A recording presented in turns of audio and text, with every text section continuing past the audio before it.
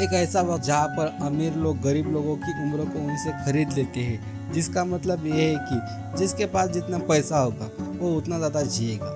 इस मूवी का नाम है पैराडाइज। यह कहानी है भविष्य की दुनिया की, जहाँ पर इंसानों ने इतनी तरक्की कर ली है कि इंसान अब एक दूसरे की उम्र को खरीद या बेच सकते हैं, लेकिन उसके लिए उन दोनों की डीएनए सेम होनी चाहिए। और यह काम करती है इवान नाम की कंपनी, जिसमें मैक्स नाम का सेल्समैन काम करता है। मैक्स का काम है लोगों को कन्विंस करना जो उम्र बेचे, और अब वो रिफ्यूजी कैंप में जा रहा होता है, जहाँ पर एक इजिप्शियन फैमिली रहती है जो पिछले कई सालों से जर्मनी में है। उनके पास यहाँ की कोई आईडी नहीं है। उसी परिवार में एक 18 साल का बच्चा है। मैक्स उसे कहता है कि तुम अपने 15 साल बेच दो। बच्चा कहता है कि अगर मैंने 15 साल बेच दिए तो मैं बहुत जल्दी 33 साल का हो जाऊंगा। मैक्स कहता है कि ऐसा करने पर जो तुम्हारी उम्र के 15 साल खरीद रहा है वह तुम्हें 7 लाख यूरोस देगा, जो एक बड़ी कीमत है। इससे तुम अपना घर खरीद सकते हो, तुम अपना वीजा बनवा सकते हो, तुम्हारे परिवार को एक बेहतर जिंदगी मिलेगी। वह बच्चा कन्विंस हो जाता है और वह कॉन्ट्रैक्ट पर साइन कर देता है। जिसके बाद मैक्स अपनी कंपनी के बाहर जाता है, जहाँ पर बहुत सारे लोग हैं जो प्रोटेस्ट कर रहे हैं, क्योंकि यह सब वह लोग हैं जो इस कंपनी के खिलाफ है। मैक्स अपनी कंपनी में बहुत अच्छा है। उसने कुछ ही महीनों में 276 सालों की सेल परचेस करवाई है, इसलिए उस कंपनी इवान उसे एक अवार्ड देती है। जिसके बाद कंपनी की सीईओ स्टेज पर आती है और सबको बताती है कि आज तक हम 2 लाख लोगों की उम्र को घटा चुके हैं, और जिन लोगों ने अपनी उम्र को बेचा था वो पहले गरीब थे, लेकिन अब वो एक आराम की जिंदगी जी रहे हैं। हमारे लैब में 15 वैज्ञानिक हैं जिनकी उम्र को हम घटा रहे हैं ताकि वह अपनी जिंदगी में ज्यादा जिए और बड़े बड़े आविष्कार करे, हमारी दुनिया को और भी बेहतरीन बनाए। वही हमें लैब दिखाई जाती है जहाँ पर बहुत सारे लोग हैं, जिनमें वो वैज्ञानिक भी है जिनकी उम्र को घटाया जा रहा है। तभी वहाँ पर एक लड़का आता है जो इवान कंपनी के एम्प्लॉयज को और उन लोगों को मार देता है जो दूसरे की उम्र को अपनी बॉडी में ट्रांसफर कर रहे, अपनी उम्र को घटा रहे होते हैं। यह लड़का एडम ग्रुप का हिस्सा है। एडम ग्रुप वह ग्रुप है जो इवान कंपनी के खिलाफ। उनका मानना है कि इवान कंपनी गरीबों के साथ ज्यादती कर रही है, उनकी उम्र को खरीद के अमीर लोगों को बेच देती है, जिससे गरीब लोग जल्दी मर जाते हैं। दूसरी तरफ हमें दिखाया जाता है कि मैक्स अपनी वाइफ के साथ उसके डैड के घर जाता है, लेकिन उसके वाइफ की जो डैड है वह उसे पसंद नहीं करते, क्योंकि वह एक ऐसी कंपनी के लिए काम करता है जो गरीब लोगों की मजबूरी का फायदा उठाकर उनकी उम्र को खरीदे। मैक्स अपनी वाइफ के साथ अपने अपार्टमेंट में वापस आता है। वह देखता है कि उसका अपार्टमेंट जल रहा है, किसी ने उसके अपार्टमेंट में आग लगा दी। दरअसल यह उसकी वाइफ ने खरीदा था, जिसके लिए उसने बैंक से 2.5 मिलियन यूरोस का लोन लिया। मैक्स कहता है कि तुम चिंता मत करो, हमारा घर इंश्योरेंस के अंडर आता है, इसीलिए हमें इंश्योरेंस वाले पूरा पैसा देंगे। यह दोनों के दोनों इंश्योरेंस कंपनी में जा रहे हैं। इंश्योरेंस के एजेंट इन्हें बताते हैं कि हमें फायर डिटेक्टर से पता चला है कि घर तुम्हारी गलती की वजह से जला है, तुमने जलती हुई कैंडल को घर पर छोड़ दिया और इसी वजह से तुम्हारे घर में आग लगी। दरअसल घर में उनकी ज्वेलरी थी, कैश था, सब कुछ जल चुका है और ना ही अब उन्हें इंश्योरेंस कंपनी से कोई पैसा मिलेगा। उन्हें बैंक के 2.5 मिलियन यूरोस चुकाने हैं, और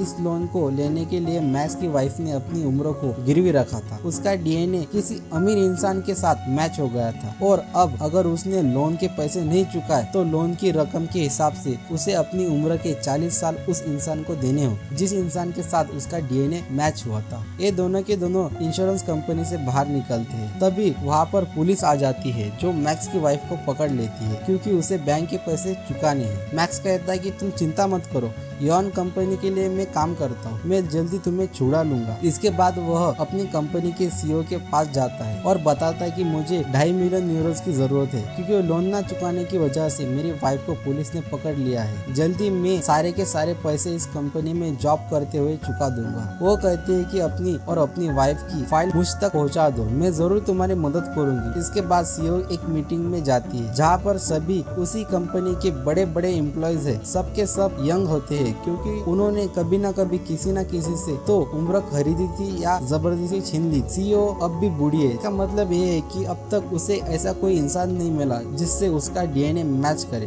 दूसरी तरफ हमें मैक्स की वाइफ को दिखाया जाता है, उसकी जबरदस्ती उम्र उससे छीन ली जाती है, क्योंकि मैक्स ने अभी तक पैसों का इंतजाम नहीं किया। मैक्स इसके बाद अपनी वाइफ को अपने घर ले जाता है। 3 दिनों के बाद उसकी वाइफ की उम्र पूरी की पूरी 40 साल बढ़ जाए। इस प्रोसेस को पूरा होने में पूरे 3 दिन लगते हैं। मैक्स मैक्स अपनी वाइफ से कहता है कि तुम चिंता मत करो, मैं जल्दी कुछ करूंगा। वह अपनी कंपनी की सीईओ से मिलने के लिए जाता है, लेकिन वह उससे बात किए बिना ही वहाँ से गाड़ी से निकल जाती है। साथ ही उसे भी अब अपना डोनर मिल चुका है, यानी कि जल्दी वह जवान हो जाएगी। मैक्स इसके बाद अपने घर वापस आ जाता है, जहाँ पर उसकी वाइफ कहती है कि मैंने तुमसे बहुत प्यार किया है, हम दोनों का सपना था कि हमारे बच्चे हो, हम दोनों एक साथ बूढ़े हो, अब मुमकिन नहीं हो सकता, इसलिए मैं अपने मॉम डैड के घर जा रही हूँ। वह अपने मॉम डैड के घर चली जाती है, जहाँ पर उसकी मॉम अब उससे भी छोटी लग रही होती है। मैक्स अपनी कंपनी से बहुत ज्यादा नाराज होता है, इसलिए वो उस कंपनी को छोड़ देता है। अब वो कंपनी के खिलाफ है। उसका भी मानना है कि किसी की उम्र को उससे छीनना गैर कानूनी, इंसानियत के खिलाफ है। एक दिन वो पार्क में बैठा होता है, तभी उसके पास एक छोटी बच्ची आती है जो नशीली दवाइयाँ बेचने की कोशिश करती है, लेकिन मैक्स उसे दवाई नहीं खरीदता। जिसके बाद वो बच्ची दूसरे इंसान के पास जाती है और उसके साथ डील करती है, और अब वो एक सिगरेट भी पीती है। उसके एटीट्यूड से मैक्स को समझ जाता है कि एक कोई बड़ी उम्र की औरत थी जिसने अपनी उम्र को रिवर्स करवाया है। वह उसके पास जाता है और कहता है, मुझे पता है कि तुमने अपनी उम्र को रिवर्स करवाया है, लेकिन इयॉन कंपनी इतनी ज्यादा उम्र कम करवाने के लाखों डॉलर्स लेती है। तुम्हारे पास इतने पैसे होते तो तुम यह काम नहीं करती, तुमने ये किसी और से करवाया है। तो बच्ची कहती है कि इयॉन कंपनी के अलावा भी बहुत सारे ऐसे लोग हैं जो इनलीगल तरीके से इस काम को करते हैं, यानी कि इस काम का ब्लैक मार्केट भी है, जहाँ पर यह काम बहुत कम पैसों में होता है। वह उसे उस डॉक्टर का नंबर देती है, जिसके बाद मैक्स सबसे पहले अपनी वाइफ को एक नकली पासवर्ड बनवाता है, साथ ही एक गन भी खरीद लेता है, और अब वो इयॉन कंपनी की सीईओ पर नजर रखता है, क्योंकि उसे पूरा विश्वास है कि उसकी वाइफ की उम्र के जो 40 साल है वो और किसी ने नहीं बल्कि सीईओ ने खरीदे है, क्योंकि उसकी उम्र बहुत कम हो चुकी है। एक दिन जब वो ग्रेव यार्ड में होती है तो पीछे से मैक्स आकर उसे किडनैप कर लेता है, जिसके बाद वह वहाँ पर एडम ग्रुप का सिंबल बना देता है ताकि सबको यह लगे कि यह काम एडम ग्रुप ने किया है। लेकिन जब सीईओ की टीम यहाँ पर आती है और सीसीटीवी कैमरा की फुटेज चेक करती है तो उन्हें ग्रेव यार्ड के बाहर मैक्स की कार दिखती है। वही मैक्स अपनी वाइफ के पास जाता है और बताता है कि हमारी कंपनी यानी इयॉन कंपनी की सीईओ ने तुम्हारी उम्र को जबरदस्ती तुमसे लिया है, मैंने उसे किडनैप किया है और अब हम उससे वह साल वापस लेंगे। हालांकि मैक्स की वाइफ इसके खिलाफ होती है, लेकिन मैक्स उसे समझाता है। वही हमें सीईओ की टीम दिखाई जाती है जिन्होंने मैक्स की कार की लोकेशन मिल जाती है, पर अब वह उस लोकेशन पर पहुंचते हैं तो वह वहां पर नहीं होते, क्योंकि मैक्स अपनी वाइफ को लेकर सीईओ को लेकर वहां से निकल जाता है और जल्दी वह अपनी टेक्नोलॉजी से पता लगाते हैं कि मैक्स इस वक्त कहां पर है। दरअसल वह एक शिप से एक दूसरे शहर जा रहे हैं, जहाँ पर वो डॉक्टर है जो सीईओ की उम्र को वापस उसकी पत्नी की उम्र में ट्रांसफर कर देगा। पर इससे पहले कि वो पोर्ट तक पहुंचे, मैक्स देखता है कि पोर्ट पर बहुत सारी पुलिस की गाड़ियां खड़ी है। वह समझ जाता है कि पुलिस जो इनकी लोकेशन को पता चल चुका है, इसलिए उसी शिप में ट्रैवल करने वाले एक फैमिली के बच्चों को गन पॉइंट पर लेता है और कहता है कि तुम्हें अपनी गाड़ी की डिक्की में हम सबको छुपाकर यहाँ से निकालना होगा। अगर पुलिस कोई भी सवाल पूछे तो कॉन्फिडेंस से उसका आंसर देना ताकि तुम पर उन्हें शक ना हो। और वह आदमी ऐसा ही करता है, जिस वजह से पुलिस इनकी गाड़ी को चेक नहीं करती और यह सब बचकर निकल जाते हैं। सुनसान इलाके में वह आदमी इन तीनों को ड्रॉप कर देता है, जहाँ पर वो लड़की यानी कि सीईओ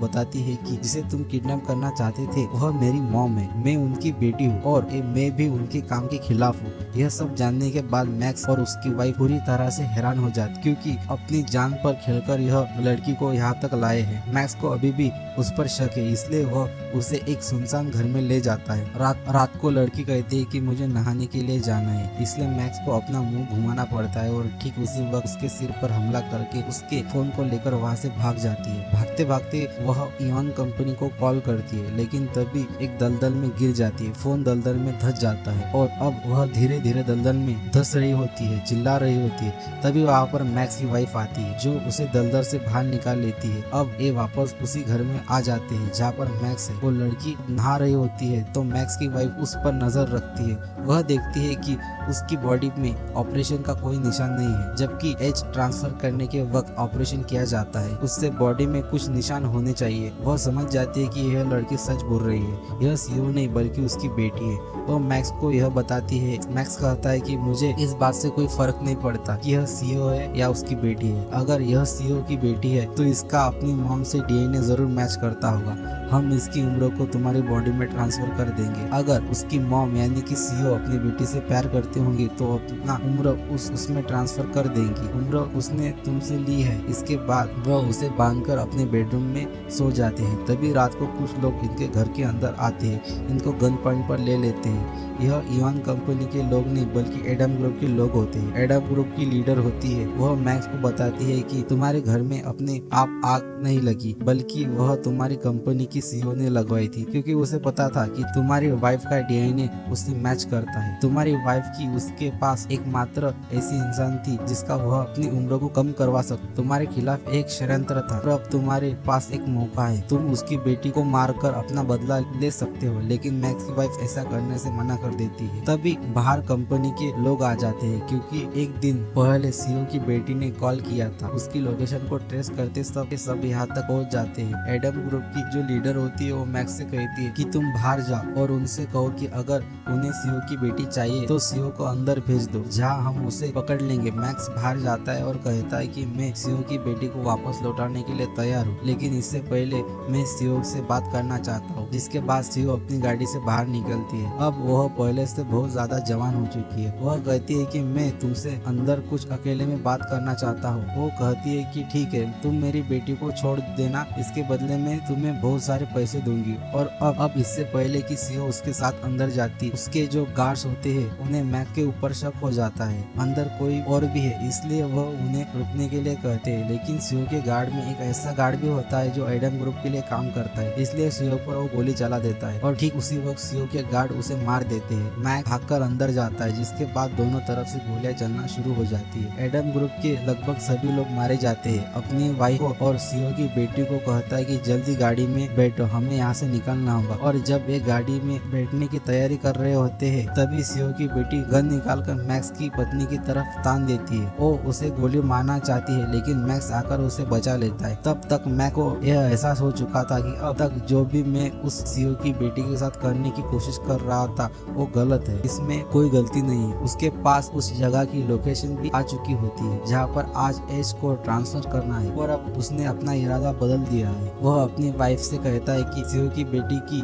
इसमें कोई गलती नहीं है। इन दोनों के बीच आर्गुमेंट होना शुरू हो जाता है और तभी उसकी वाइफ चाकू दिखाकर उसे गाड़ी से नीचे उतार देती है। उस लड़की को सीधा उस जगह ले जाती है जहाँ पर एज ट्रांसफर करना है। वह सीईओ की बेटी की बॉडी से अपने 40 साल वापस ले लेती है, जिसके बाद हमें दिखाया जाता है कि सीईओ अब भी जिंदा है क्योंकि उसने बुलेट प्रूफ जैकेट पहना था। उसके पास उसकी बेटी होती है जिसकी उम्र बढ़ चुकी है। अपनी मॉम से कहती है कि क्या आप मुझे मेरी उम्र वापस दे सकते हो जो आपने मैक्स की वाइफ से ली थी। वो कहती है कि हम जल्दी इसका कोई हल निकाल लेंगे, पर वो उम्र अपनी बेटी को नहीं देती जिस पर उसका हक है। वही मैक्स को दिखाया जाता है जिसने अब एडम ग्रुप को ज्वाइन कर लिया है। एडम ग्रुप के साथ ही वो इवान कंपनी और उन लोगों के खिलाफ जंग करता है जो एज ट्रांसफर करते हैं। वही हमें उसकी वाइफ दिखाई जाती है जिसने अब दूसरी शादी कर ली है। वह अपनी जिंदगी में खुश है और पहले की तरह जवान है। तो ये पूरी कहानी है इस फिल्म की। उम्मीद करते हैं कि यह कहानी आपको पसंद आएगी। यह फिल्म की तरफ से तब तक के लिए बाय।